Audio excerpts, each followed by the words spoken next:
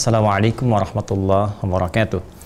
Alhamdulillah wassalatu wassalamu ala Rasulillah wa ala alihi wa sahbihi wa man walah wa ba'd. Saudara-saudariku dimanapun Anda berada, berjumpa kembali dalam kajian Aku Suka. Ayo kultum sejenak untuk berbuka. Alhamdulillah, bersyukur pada Allah Subhanahu wa taala kita masih diberikan kesempatan oleh Allah untuk menunaikan ibadah Shiyam Ramadan sampai ke hari yang ketiga ini. Untuk itu kita awali dengan bermohon pada Allah Subhanahu wa taala, semoga Allah berkenan menerima seluruh amal ibadah yang kita tunaikan di Shiyam Ramadan sampai detik ini dengan penerimaan terbaik insyaallah.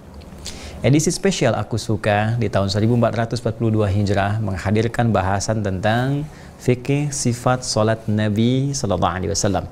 Dengan harapan kita bisa memperbaiki cara sholat kita dan mendapatkan berbagai janji serta keistimewaan yang Allah telah tegaskan dalam Al-Quran serta Rasulullah SAW detilkan dalam keterangan hadis-hadis beliau. Di dua pertemuan yang lalu kita telah uraikan tentang esensi sholat, bagaimana Allah menjelaskan kepada kita, bahkan menegaskan secara tuntas bahwa esensi utama dari sholat itu sebagai pembuktian kita sebagai hamba Allah Subhanahu wa taala yang telah berkomitmen untuk beriman, yakin pada Allah tanpa ragu. Dan pembuktian dari keimanan itu dibuktikan lewat sholat yang kita tunaikan. Untuk itu penting bagi kita mengecek keadaan iman kita dalam setiap pergantian waktu di setiap hari. Subuh, zuhur, asar, maghrib, isya, gambaran pergantian situasi dalam setiap hari. Dari subuh berpindah ke siang, siang ke sore, sore menghilang datang maghrib, maghrib menghilang datang isya. Dalam setiap suasana itu apakah iman kita masih ada? Karena Nabi pernah memberikan isyarat ada orang-orang yang subuhnya beriman, sorenya bisa kufur, atau sebaliknya. Dan perbedaan antara iman dengan kufur dan musyrik itu karena lawan dari iman adalah kufur dan syirik, maka terletak kepada sholatnya. Jika sholat benar kita tunaikan, pertanda iman dalam kebaikan. Dan iman yang baik itu yang melahirkan rasa aman dalam kehidupan, ketentraman, kedamaian, dan limpahan karunia.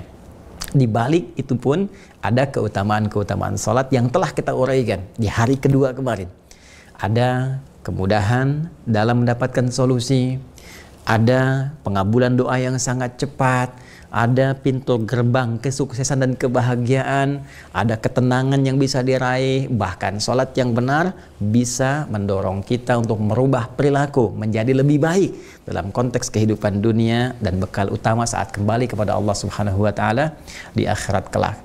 Nah, persoalannya adalah dari sekian banyak hamba yang sholat, apakah sudah mendapatkan keutamaan-keutamaan dimaksud? Apakah sudah meningkat takwanya? Dan dengan meningkat takwa itu datang solusi, datang kemudahan, datang rezeki dari sisi yang tidak diduga? Atau setidaknya satu di antara 5 capaian yang tadi telah diuraikan. Ya, kemudahan sudahkah diraih? Kesuksesan sudahkah didapat? Tenang sudahkah dihasilkan? Jangan-jangan selama ini sholat satu di antara 5 pun belum diraih. Maka penyebabnya tidak ada lain. Dalam Al-Quran setidaknya ada 2 sebab utama. Satu telah kita tuntaskan di pertemuan lalu, yaitu tidak sedikit orang yang sholat kurang khusyuk atau bahkan tidak khusyuk dalam sholatnya. Karena itu di hari kedua Ramadan, edisi Aku Suka yang kedua, kita telah tuntaskan bagaimana cara sholat khusyuk dalam keterangan Al-Quran. Mohon izin teman-teman yang kiranya belum mendapatkan materi itu, harap merujuk pada tayangan yang lalu sehingga kita tidak mengulang kembali dengan keterangan yang panjang di edisi kini. Nah, sekarang ada persoalan. Persoalannya adalah ada orang yang sejak awal sholat sudah mengondisikan dirinya khusyuk. Seperti Allah berikan penjelasan dalam Al-Quran. Menyiapkan pakaian terbaik, mencoba kemudian menyempurnakan wudhunya, kan? Lalu dia meniatkan sholatnya dengan baik dan merasakan alladzina yadhunnuna annahum mulaqu rabbihim wa annahum ilaihi raji'un. Al-Baqarah ayat 46 seperti yang kemarin telah kita detilkan. Dia merasakan akan menghadap Allah dan merasakan mungkin boleh jadi ini sholat terakhir yang ia tunaikan. Awal-awal iya, merasa fokus, merasa nyaman, merasa khusyuk, bahkan ada suasana yang indah. ketika dia mulai bertakbir. Tapi persoalannya, begitu mulai takbir, mulailah kemudian ada muncul was-was, ada bahkan lupa, ada yang bahkan tidak sadar berapa rakaat sedang menunaikan sholatnya. Ini persis yang diisyaratkan Nabi Shallallahu Alaihi Wasallam bahwa akan ada situasi orang yang sholat ketika dia mulai bertakbir itu, kemudian maka setan mulai menggoda dia. Ya, faqala udhkur kata, ingat ini, ingat itu, ya, sampai dia lupa, sampai ada orang yang sholat hatta la yash'ural musalli kam raka'atan yusalli, sampai ada situasi kata Nabi orang sholat tidak sadar atau lupa berapa rakaat dia sedang menunaikan sholatnya di posisi itu. Nah, karena itu untuk mengatasi persoalan yang kedua ini, walaupun di awal kita sudah merasa fokus, ingin khusyuk, ingin merasakan kenikmatan, di tengah-tengah terjadi situasi tadi, maka apa yang harus dilakukan? Nah, ada isyarat dalam Al-Quran yang kemarin ayatnya telah kita turunkan. Isyarat ini begitu tajam, walaupun keterangannya disampaikan dengan diksi yang sangat singkat sebagai pembuka satu ayat dalam Al-Quran, yaitu di Quran surah ke-29 Al-Ankabut di pembuka ayat ke-45 awal ayatnya. Dan ayat ini satu rangkaian ya yang mendetilkan kepada kita tata cara sholat yang benar sehingga menghasilkan output yang sempurna. Ya, baik. Sekarang perhatikan firman Allah Subhanahu Wa Taala. Ini tengahnya suka dihafal, awalnya lupa. Dan kalau sudah lupa suka nggak ingat kan? Baik, lihat kalimatnya. Utlu ma uhya ilaika minal kitab wa aqimis shalah. Ini tengahnya nih. Innas salata tanha 'anil fahsya'i wal munkar. Ya kan? Nah, hafal nih yang bagian tengahnya. Innas salata tanha 'anil fahsya'i wal munkar. Tapi awal kuncinya salat yang menghasilkan kualitas baik, mencegah perbuatan keji dan mungkar itu yang kadang-kadang berhenti untuk dipelajari. Padahal ayat Al-Quran ya, yang menyampaikan kepada kita innas salat seperti ini. Baik ya? Innas salata tanha 'anil fahsya wal munkar. Nah, ini kan didahului oleh satu pembuka ayat dan itu kuncinya. Baik ya? Nah, sekarang kita terjemahkan dulu ini ya sebelum kita sampai ke awalnya. Perhatikan baik-baik. Innas shalah. Inna pakai huruf taukid. Ya, inna harfu nasbin wa taukidin tansibul isma wa tarfa'ul khabara mabniyun 'ala sukun 'ala al-fathi. Mabniyun 'ala al-fathi la mahalla lahu min al-i'rab. Baik, inna harfu nasbin wa taukid. Inna itu termasuk huruf nasab. Kalau dalam fungsi i'rab, nasab itu memberikan harakat fathah kepada kalimat setelahnya. Jadi kalau setelah inna ya ada isim, ada kata benda, ini harakatnya pasti fathah. Inna salat ya, sepanjang dia mufrad. Baiknya tunggal. Tapi dalam ilmu loghah nasab juga berarti menancapkan sesuatu dengan kuat tanpa goyah. Ini sering saya uraikan. Ya, seperti orang Arab mengatakan nasabar rajulu asahu fil ardi. Ya, seorang lelaki menancapkan tongkatnya di bumi, di tanah dengan kuat sampai nggak goyah. Itu nasab. Ya, jadi kalau ada huruf nasab bukan sekedar menyampaikan harokat setelahnya. Kalimat setelah yang terletak setelah inna harakatnya fathah. Bukan hanya itu. Tapi ingin menegaskan informasi yang disampaikan, tancapkan kepada jiwa, jangan goyah. Jelas ya? Ditegaskan, taukid, menegaskan. Jadi kalau kita terjemahkan, Allah ingin menegaskan kepada kita dan tancapkan informasi dalam jiwa kita yang paling dalam. Innas shalah. Sungguh salat yang ditunaikan dengan benar itu. Ingat ada alif lamnya di sini. Nah, ya. Ma'rifat sifatnya, alif lamnya ta'rif. Beda kalimat yang menggunakan alif lam dengan tanpa alif lam. Jika kalimatnya tanpa alif lam seperti ini, salat, ini nakirah namanya. Nakirah itu umum. Ya, punya makna bebas, luas. Jadi kalau kalimat salatnya nggak pakai alif lam, inna shalah, maka pemaknaannya salatnya bebas, nakirah umum. Mau cepat, mau lambat, mau sesuai aturan, mau tidak, yang penting salat. Itu nggak pakai alif lam. Tapi kalau kalimat salatnya menggunakan alif lam, ingat baik-baik, maka berubah nanti pemaknaannya dari nakirah kepada ma'rifah. Alif lamnya berfungsi at-ta'rif di sini. Ya, sesuatu yang khusus. Sesuatu yang tidak bebas, yang punya aturan sendiri, ada ketentuannya. Jadi cara menerjemahkan kalimat itu berbeda. Ya, sungguh salat yang ditunaikan, ada alif lam, ditunaikan sesuai aturannya itu, sesuai ketentuannya itu. Dan semua kalimat sholat dalam Al-Quran yang bermakna ibadah, dibuka dengan takbir, di akhirnya dengan salam, itu bentuknya ma'rifah. Kalau dia tidak menggunakan alif lam, dhamir. Ya, dhamir, bersandar dengan kata ganti. Ya, silahkan cek. Kalimat sholat pertama di Al-Baqarah ayat 3. Alladzina yu'minuna bil ghaib wa yuqimunas shalah. Ayat 43. Wa aqimus salata. Ya, wa atuz zakah. 45. Wasta'inu bis sabri was salah. 153. Ya ayyuhalladzina amanu ista'inu bis sabri was salah. Ya, silahkan mau cari di mana lagi? Quran surah 11 Hud misalnya, ayat 114. Aqimis salata tarafain nahar. Ya, wa zulafan minal lail. Quran surah ke-17 misalnya, ayat ke-78, aqimis salata liduluqis syamsi ila ghasaqil lail. Aqimis salah. Bahkan termasuk di ayat ini, innas salah, pakai alif lam. Ingin memberikan kesan bahwa salat yang kita harus tunaikan itu harus ikut aturan. Jangan sembarangan. Nggak boleh sebebasnya. Nah, salat yang ikut aturan ini, yang benar ditunaikannya, itu yang akan memberikan dampak pada pelakunya, tanha anil fahsyai wal munkar. Akan merubah perilaku seseorang menjadi lebih baik, terbebas dari dua sumber keburukan. Jelas ya? Baik. Nah, posisi ini penting kita sadari teman-teman sekalian, supaya apa yang kita kerjakan itu benar sesuai aturan. Kalau benar sesuai hukum, aturan, ketentuannya, feedbacknya dapat.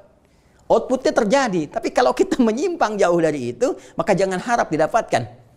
Nah, sekarang pertanyaannya, aturan apa yang dimaksudkan oleh Allah Subhanahu wa Ta'ala yang sekiranya harus kita ikuti supaya sholat kita berhasil?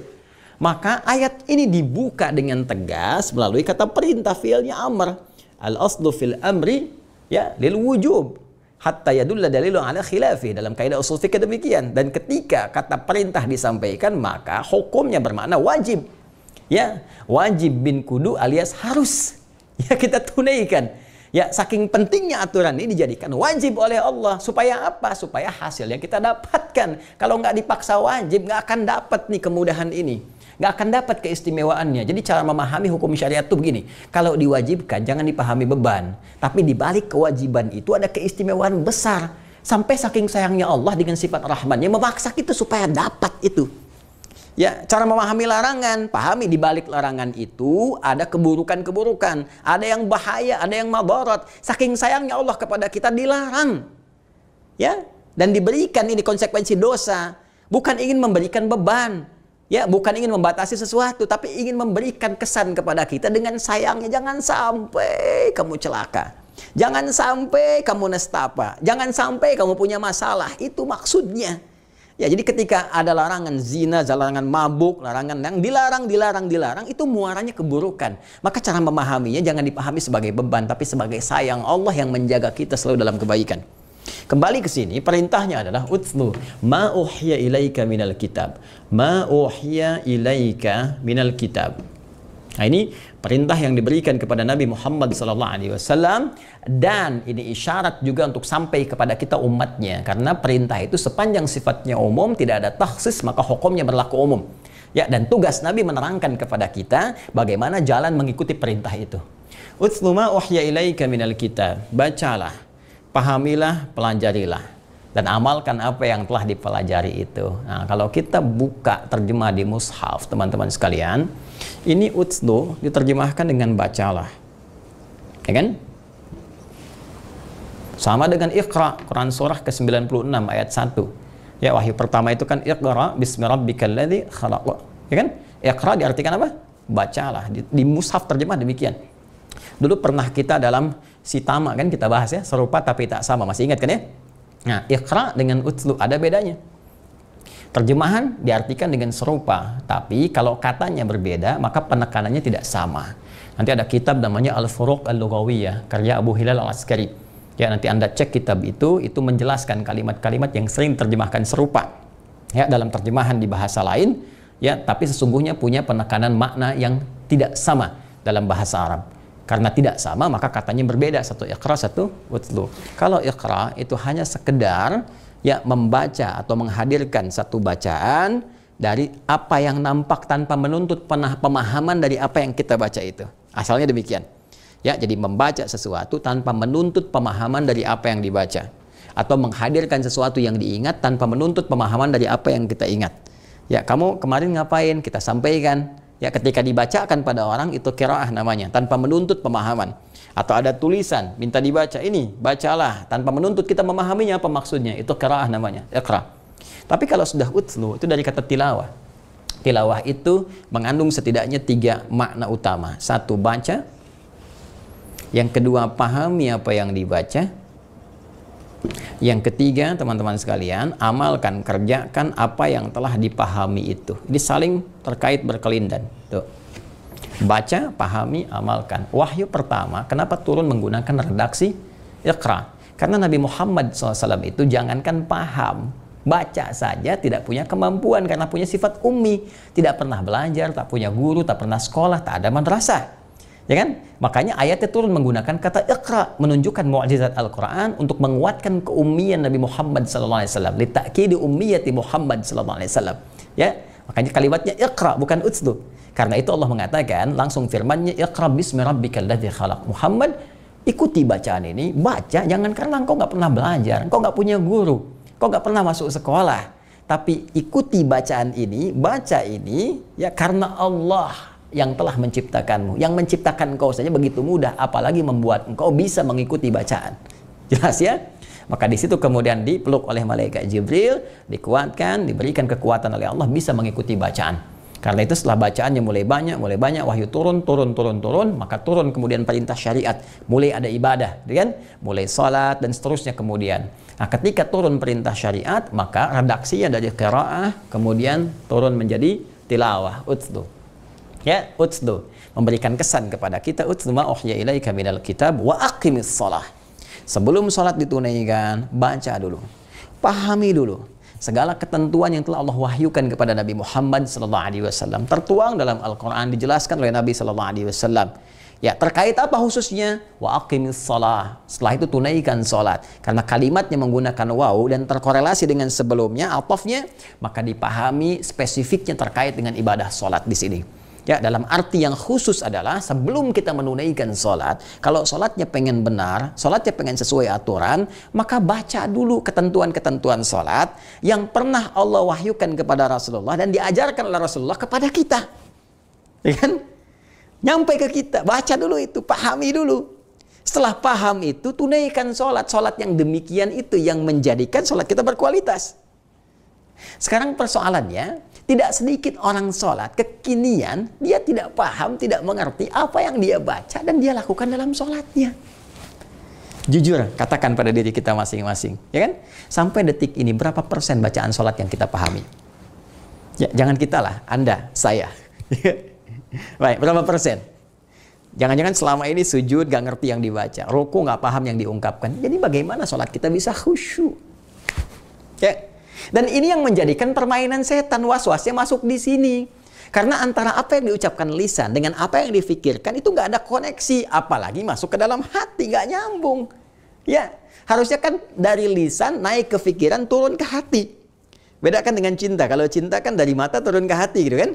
Ya, kalau iman tuh dari lisan naik ke pikiran turun ke hati, bersemayam dalam jiwa, memancarkan gelombang-gelombang kebaikan pada seluruh anggota tubuh. Catat tuh, bikin status. Ya. Jadi gambarannya demikian. Apa yang diungkapkan oleh lisan, Allahu Akbar. Pikiran menerjemahkan, Allah Maha Besar. Hati meresapi, ya Allah, aku komitmen mengatakan setiap waktu dalam sholat, Engkau yang Maha Besar. Tapi ya Allah, kadang-kadang aku dalam kehidupan bahkan sebelum sholat merasa besar, sombong terhadap orang lain, merasa yang paling hebat, merasa yang paling luas ilmu, merasa yang paling kaya, merasa yang paling tinggi dibandingkan orang lain. Aku taubat ya Allah, aku mohon ampun. Sehingga ketika lisan mengucapkan, pikiran menerjemahkan, tidak ada celah bagi setan untuk menggoda. Ini persoalannya lisannya takbir, Allahu Akbar. Setan masuk ke pikiran karena nggak paham, maka disebutkanlah di situ, handphone hu akbar, kata setan itu, Facebook hu akbar, YouTube hu akbar, ya pekerjaan hu akbar. Jadi semua lebih besar dibandingkan dengan sholat itu sendiri yang kita kerjakan. Akhirnya apa? Orang-orang yang sedang sholat bahkan nggak sadar berapa rakaat sedang menunaikan sholatnya, seperti hadis Nabi tadi yang disampaikan. Ya, subuh yang 2 rakaat saja. Karena orang bertanya, kenapa mesti 2? Ya 2 aja, kadang Anda kerjakan 3, Joni. Ya, kenapa? Karena tadi ya tidak ada kesan ini yang dibangun. Nah, karena itulah penting bagi kita untuk belajar, karena sholat yang bergeser dari aturan ini konsekuensinya agak berat, teman-teman sekalian. Kalau tidak melahirkan kekhusyuan, maka boleh jadi kalau sengaja dilakukan bisa mendapatkan satu hal yang tidak kita senang, yaitu tertolaknya ya di sisi Allah Subhanahu wa taala, atau tidak adanya penerimaan di sisi Allah Subhanahu wa taala, yang menjadikan kita mesti mengulang supaya lebih baik itu ditunaikannya. Kisah ini pernah terjadi pada seseorang sahabat di masa Nabi Shallallahu Alaihi Wasallam untuk memberikan isyarat kepada kita di masa kini agar memperbaiki keadaan sholat kita. Kalau memang punya keinginan selain mendapatkan pahala dari Allah, juga manfaat-manfaat keutamaan sholat yang telah kita uraikan bahkan di 2 edisi yang lalu. Ya, hadis ini tercantum dalam Sahih Al-Bukhari. Al-Bukhari nomor hadis 757. Kalau nomornya mungkin agak berbeda karena mungkin cetakan atau ada ikhtisar dengan umum, lihat di Kitabul Adzan. Ya, Kitabul Adzan. Nah, ini pasti ketemu kalau Kitabul Adzan. Lihat rawinya. Nah, ini rawi yang meriwayatkannya sahabat Abu Hurairah. Abu Hurairah radhiyallahu taala anhu. Di hadis Muslim juga ada dengan redaksi yang serupa. Ya, hadis Muslim nomor hadis 397. Nah, ini rawinya, kisahnya nanti terkait dengan seorang bernama Khalad ya, bin Rafi' Az-Zuraiqi. Nah, ini kurang lebih demikian. Ya. Khalad bin Rafi' Az-Zuraiqi. Jadi yang bersangkutan ini, teman-teman sekalian, dia datang ya ke Masjid Nabi sallallahu alaihi wasallam.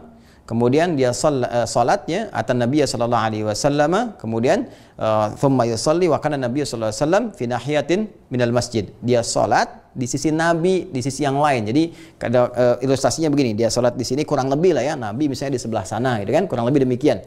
Jadi dia masuk masjid, ja'a rajulun ila Nabi sallallahu alaihi wasallam gitu kan. Datang seorang laki pada Nabi sallallahu alaihi wasallam, masuk ke masjidnya, fadakhala al-masjid an-nabawi, ya, bermakna datang ke masjid Nabi, kemudian dia salat dan Nabi sedang berada di sisi yang lain. Nah, ketika dia telah selesai dalam salatnya, ya, dia salam, falamma sallama yaminan wa syamalan, dia salam ke kanan dan ke kiri, ya, thumma atan nabiyya sallallahu alaihi wasallam. Dia mendatangi Nabi sallallahu alaihi wasallam, faqala assalamu alayka ya Rasulullah. Dia langsung berkata, assalamu alayka ya Rasulullah sallallahu alaihi wasallam. Ya, apa jawab Nabi? Nabi menjawab dulu salamnya. Ini adab. Ya, ini adab. Jadi apapun orang datang kepada kita, mau kita suka atau tidak keadaannya, dia mengucapkan salam, jawab dulu. Kata Nabi, waalaikumsalam warahmatullah, irji' salli fa innaka lam tusalli. Itu komen pertamanya. Komen pertama Nabi. Perhatikan kalimatnya. Waalaikumsalam warahmatullah. Semoga Allah melimpahkan keselamatan, rahmat Allah ya dan kedamaian kepada dirimu. Irji' salli. Tolong balik lagi sholat, fa innaka lam tusalli, karena Anda belum sholat. Padahal telah selesai tadi sholatnya. Kemudian fa'ada sholatahu, maka dia kemudian mengulang sholatnya. Kemudian datang lagi ke Nabi mengatakan assalamualaikum ya Rasulullah. Nabi jawab dengan yang serupa. Waalaikumsalam warahmatullah. Ya kan? Irji' salli fa innaka lam tusalli. Silakan balik lagi sholat karena Anda belum sholat. Ya, sampai dia ulang 3 kali. Ya, sampai dia datang kepada Nabi mendapatkan jawaban yang serupa. Lalu dia berkata, ya Rasulullah, ma uhsinu ghairah. Ya Rasulullah, saya bisanya kayak gini sholatnya. Ya, saya nggak bisa lagi, lebih baik selain daripada yang tadi saya dapatkan ilmunya nyampe segini. Tapi yang paling indah adalah, perhatikan, alimni, mohon ajarkan kepadaku bagaimana cara sholat yang Anda maksudkan tadi. Nah, jadi kalau memang belum tahu, jangan dipaksakan dalam ketidaktahuan. Ini satu hikmah dalam hadis ini. Kalau kita memang tidak tahu, jangan membuat sebuah kesan bahwa kita itu mesti tahu atau mempertahankan ketidaktahuan kita. Ya, ngaku-ngaku tahu atau bertahan dengan ketidaktahuan di belakang buka Google misalnya. Tidak, ya jelaskan apa adanya aja supaya tidak menimbulkan beban, apalagi dalam ibadah bisa keliru nantinya. Ya, karena itu di sini dengan sangat indah dikatakan alim nih, mohon ajarkan saya Rasulullah. Nah, pengajaran inilah yang menjadi detil kepada kita bagaimana Nabi menuntun cara sholat yang benar dari awal sampai dengan akhirnya. Dari awal sampai dengan akhirnya. Dan inilah nanti yang akan menjadi inti bahasan kita sampai akhir Ramadan insya Allah. Ya, bila Allah memberikan kita kesempatan untuk membahas dari titian penjelasan Nabi Shallallahu Alaihi Wasallam ini. Nanti ada kalimat Nabi yang Nabi sampaikan dari awal sampai dengan akhirnya. Kalau kita benar kerjakan ini semua sesuai petunjuk Nabi Shallallahu Alaihi Wasallam, maka makna sholat itu akan tersemai dalam jiwa kita. Ya, dari 2 hari kemarin ya kita pernah uraikan nih ada korelasi esensi keutamaan ya dengan makna salat. Makna salat itu setidaknya punya dua pemaknaan yang sangat luar biasa, dan ini menjadi intinya. Ini menjadi intinya. Teman-teman sekalian, kata salat, as-salat, ya, as-salat, ini secara bahasa itu kalau kita lihat di kitab-kitab fikih sering diartikan dengan doa. As-salatu lughatan ad-doa, ya, doa. Karena melihat seluruh isinya, ya, yang kita lakukan dalam salat itu umumnya adalah doa yang kita sampaikan kepada Allah Subhanahu wa taala. Doa supaya diberi rizki, kan? Warzuqni, doa supaya dilindungi, wajburni, doa supaya dirahmati, warhamni, doa supaya diampuni, rabbighfirli, kan? Dan seterusnya. Umumnya doa, minta. Ya, fasalli lahum, inna salataka sakanan lahum. Maka doakan mereka. Itu diantara turunan kata salat bisa mengandung arti doa. Nah, kalau begitu kenapa nggak disebut doa saja? Kenapa mesti salat? Ya kan? Kalau artinya doa, kenapa nggak doa saja? Ya, misalnya ya sudah, ibadahnya disebut doa bukan sholat. Kenapa harus menggunakan kata sholat? Walaupun sama-sama punya arti doa. Nah, ini penting kembali kita ngaji secara kebahasaan. Ternyata kata sholat ini teman-teman sekalian, ya saudara-saudariku, ini juga seakar punya tautan kata dengan kata silah. Ya, punya tautan kata. Jadi kalau kita cari sampai ke akar dalamnya, kita temukan ini. Ya, wasala yasilu. Wasala yasilu, ya kan? Waslan wa wusulan wasilatan, ya kan? Sesuatu yang sampai, sesuatu yang terhubung dengan erat, yang sulit untuk dilepaskan. Sesuatu yang sampai, sesuatu yang terhubung dengan erat, yang sulit untuk dilepaskan. Pernah dengar kata silaturahim? Ya, silaturahim. Itu hubungan kasih, perasaan yang dalam, yang terhubung dengan erat sehingga sulit untuk dipisahkan. Ini kalau teman-teman suka bikin kumpulan kan, kumpul, terus teman-teman suka kasih tema silaturahmi, kan? Atau silaturahim. Nah, silaturahim itu sesungguhnya itu bukan saat kumpulnya teman-teman bisa perhatian, tanya, ketawa, ceria, gitu kan? Intinya bukan di situ. Ya, karena kalau nyapa, tertawa, orangnya ada. Inti silaturahim itu adalah suasana yang terbentuk dalam keadaan kita bertemu, saling merasakan. Ketika berpisah, ada tautan yang tak terpisahkan. Jadi walaupun orangnya nggak ada kesannya dalam jiwa kita. Kita doakan, kita kenang, kadang-kadang kita ingat, kadang-kadang kita telepon atau kita WA dan sebagainya. Itulah intinya. Ya, jadi esensinya ada hubungan yang tak terpisahkan walaupun dia berada dalam keadaan yang terpisah.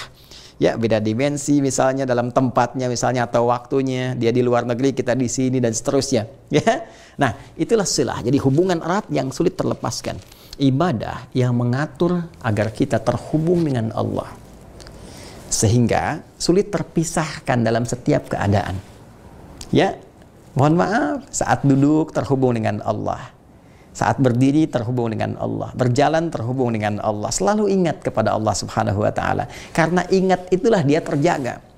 Mustahil ada orang bekerja di depan komputer, kemudian dia mengetik, salah ketik. Kalau saat dia sedang mengetik itu ingat Allah. Nggak mungkin dia bisa merubah angka. Nggak mungkin dia bisa merubah invoice. Ketika dia akan menuliskannya, dia ingat Allah Subhanahu wa taala. Mustahil dia korupsi. Ya, apapun itu yang dia kerjakan, dalam pekerjaankah, dalam bantuankah, bantuan sosialkah, macam-macam, mustahil ketika dia kerjakan dia ingat Allah. Jadi mengingat Allah itu penting. Ya, karena itulah ibadah yang melatih kita terhubung dengan Allah supaya ingat, itu disebut dengan sholat namanya. Sholat, ya, sesuatu yang menjadikan kita selalu ingat terhubung dengan Allah Subhanahu wa taala. Nah, karena itu di antara makna kebahasaannya secara etimologi juga disebut dengan doa. Karena dengan berdoa itu keadaan kita terhubung dengan Allah. Bukankah saat berdoa kita merasa dekat dengan Allah? Bukankah kita terkoneksi dengan Allah? Jadi asalnya itu ini sesuatu yang terhubung dengan kuat sehingga membuat kita selalu ingat. Ingat itu dalam bahasa Arab, bahkan dalam bahasa Al-Quran disebut dengan zikir namanya. Zikrun. Ya, zikir. Ya, karena itu orang yang sholatnya benar, pasti pasca sholatnya dia teringat terhubung dengan Allah. Ada kondisi zikir dengan Allah Subhanahu wa taala. Ini yang disebutkan jelas dengan tegas di Quran, ya, surah keempat An-Nisa di ayat 103. Ya. Perhatikan kalimatnya. Fa idza qadaitumus shalah, maka jika sholat telah tuntas Anda kerjakan dengan benar itu, fadhkurullah. fadhkurullaha, maka cepatlah Anda ingat kepada Allah. Maksudnya apa? Orang yang sholatnya benar itu pasti akan cepat terbangun koneksi dengan Allah. Ya, cepat ingat itu. Karena ingat itu dirinya terjaga. Qiyaman wa qu'udan wa ala junubikum. Dia berzikir. Makanya setelah sholat, kalau ada belum nyambung benar, dilatih lagi lewat zikir. Subhanallah, alhamdulillah, sampai 33 kali. Maksudnya supaya kita nyambung, supaya kita ingat. Sekali belum nyambung subhanallah, wajar. 2 kali, wajar. 33 kali belum nyambung. Pertanyaan besar itu, Cepi. Ya, pertanyaan besar, 33 kali. Ya. Maka dilatih supaya nyambung. Karena itu idealnya pasca sholat itu sudah nyambung. Bahasa Al-Qurannya, فَإِذَا قَضَيْتُمُ الصَّلَاةَ فَاذْكُرُوا اللَّهَ. Begitu selesai menunaikan sholat itu, dia bergegas berzikir kepada Allah. Nyambung dia. Qiyaman, dia berdiri keluar dari masjid. Begitu keluar, kalau dia nyambung dengan Allah, mustahil dia keluar dari masjid tertukar sandal. Mustahil. Karena ketika dia mau pakai, ini mustahil. Punya saya bukan ya? Punya saya bukan ya? Oh, ini yang punya saya. Mirip rupanya. Padahal dia ke masjid nggak pakai sandal. Jadi mustahil begitu. Nah, ini ke bawah. Wa qu'udan, dalam duduk di pekerjaan. Ya, wa ala junubikum, ketika kita berbaring dan sebagainya. Ingat Allah. Suasana mengingat Allah itu indah. Karena itu keadaan kita terjaga selalu dalam kebaikan. Itu yang mendatangkan rahmat Allah yang kita bahas kemarin. Banyak keutamaan kita dapatkan. Apakah doanya cepat dijawab? Orang dekat dengan Allah. Anda dekat dengan pimpinan aja mudah pekerjaan Anda, apalagi dekat dengan Allah. Aksesnya tanpa batas. Ya, tanpa batas. Nah, ini yang dimaksudkan teman-teman sekalian. Nah, untuk mendapatkan ini semua, penting kita belajar tata cara sholat dengan benar untuk mengembalikan kepada hadis yang diriwayatkan oleh sahabat Abu Hurairah tadi. Ya, akan kisahnya Khalad bin Rafi' Az-Zurayaqi dalam hadis Muslim nomor hadis 397, di Al-Bukhari nomor hadis 757 atau dalam kitab adzan beliau. Nah, bagaimana kalimat Nabi, komen beliau ketika mengajarkan Khalad bin Rafi' Az-Zurayaqi ini? Komennya dibuka dengan kalimat idza qumta ilas shalah. Kata beliau, saudaraku, jika Anda ingin menunaikan sholat dengan benar, versi terjemahannya, ya kan? Idza qumta ilas shalah. Jika Anda ingin menunaikan sholat dengan benar, dengan sempurna, ya, aqama yuqimu, aqamtu, qama, ya, yaqumu, qumtu. Baik, jadi qama itu tegak, berdiri sempurna. Kalau kita katakan dalam bahasa Arab, berdiri sempurna, qiyam. Ya, sesuatu yang menunjukkan kesempurnaan, tegak, sempurna. Aqama, berusaha menegakkan diri dengan sempurna. Ya, yuqimu, iqamatan. Makanya sebelum kita menunaikan salat, senantiasa kalimat salat di Al-Quran kadang-kadang diiringi dengan kata, turunan kata aqama yuqimu. Yuqimu, jamaknya yuqimun, wa yuqimunas shalah. Dan orang-orang yang menyempurnakan salatnya. Kita bertanya bagaimana menyempurnakan salatnya? Kata Nabi, idza qumta ilas shalah, jika salatmu ingin sempurna, engkau tunaikan dengan benar, maka aturan pertama, fa'asbighil wudu. Fa'asbighil wudu, sempurnakan dulu wudumu. Tuh. Kata sebagian ulama mengomentari hadis ini kok yang bermasalah salatnya, yang dikomen wudunya. Maka boleh jadi ada korelasi yang sangat dalam antara salat dengan wudu. Kalau tadi Khalad bin Rafi' Az-Zurayaqi yang salah dalam salatnya, Nabi akan langsung tunjukkan. Ini keliru di sini. Tapi ketika menyebutkan wudhu terlebih dahulu, menegaskan satu korelasi. Ada satu hubungan yang sangat erat antara wudhu dengan salat. Jadi kalau ada orang wudhu nggak sempurna, sudah nggak benar wudhunya, ini udah bisa dipastikan pasti salatnya pun bermasalah. Jadi wudhu itu penting. Silahkan cek deh kalau ada orang wudhu nggak benar, ya, takut, ya kan, ya, kemudian kaki cuma begini, tangan coba cek, selesai, itu pasti sholatnya bermasalah. Karena itulah ulama menempatkan wudhu sebagai syarat utama sebelum menunaikan sholat. Walaupun dia bukan bagian dari rukun sholat, tapi menjadi syarat. Kalaupun sholatnya benar ditunaikan dari awal sampai akhir, sampai nangis, berlinang air mata, ya Allah, sujudnya lama, sampai salam bagus, tapi nggak wudhu, maka tidak sah sholatnya. Ya, karena wudhu pengantar sahnya sholat, dan nanti hikmah wudhu ada kaitan erat dengan makna-makna sholat. Karena itu dia disebut wudhu. Nanti kenapa kemudian yang pokoknya ada 4? Kenapa yang satu dibasuh redaksinya, yang satu cuma diusap? Dan kenapa kemudian ditutup dengan doa yang sangat indah? Apa hikmah di balik itu semua? Ada rahasia besar di balik wudhu yang mengantarkan kita pada kesempurnaan sholat. Rahasia itu insya Allah akan kita bahas pada episode berikutnya. di hari keempat Ramadan dalam kajian Aku Suka. Hanya ada di Aku Suka. Ayo kultum sejenak untuk berbuka. Insya Allah 4 Ramadan tahun 1442 Hijrah. Nah, saya ingin menekankan pada teman-teman sekalian, jika memang ada keinginan untuk memudahkan untuk belajar di sela-sela kita kadang ingin berbaring, ingin mengulang kembali, cukup dibuka lagi yang catatan penuntut ilmu edisi spesial. Anda tinggal buka mau edisi keberapa, Anda scan, maka akan keluar kemudian tuntunannya.